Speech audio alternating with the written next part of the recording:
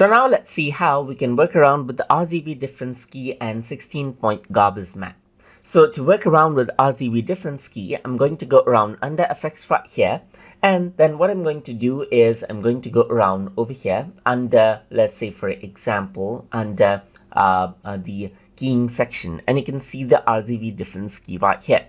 So if I were to go around and click and drag this out on my footage right here, then you can see that this is what you have. So I can go around, change around the similarity, and you can see by default the key color is white.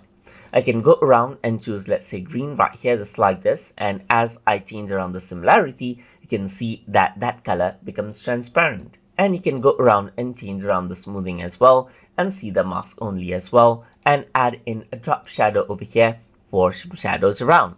Let me just go around and delete out this footage and bring in, let's say for example, a green screen footage right here.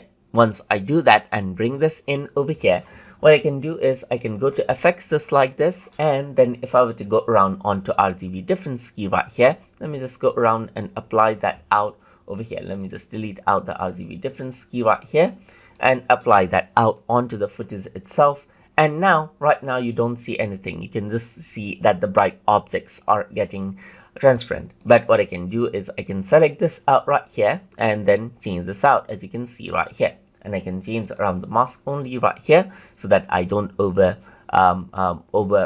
key, and then I can change around the smoothness level to high and add in a bit of drop shadow as well. So this is how it actually looks, as you can see right here.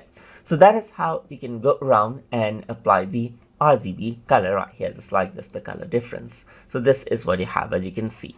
So let me just go around over here and bring in this footage on the top. And what you can also do is apply 16-point garbage matte over here on this particular effect.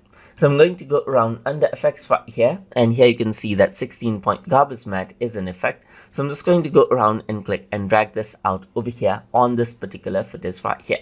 So now I can go around and change around the vertex right here, just like this. I can go around top left tangent and top center tangent right here, top right tangent, and so forth. And you can see that altogether there are 16 points right here. So you can go around and click and drag this right here to change around how it looks. So you can go around and change this out right here, change this out over here as well, change this out, and so forth, as you can see right here. And that is how the transparency actually works out.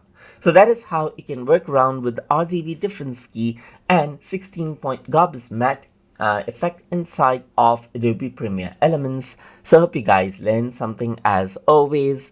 And as always, please like, comment, share, and subscribe.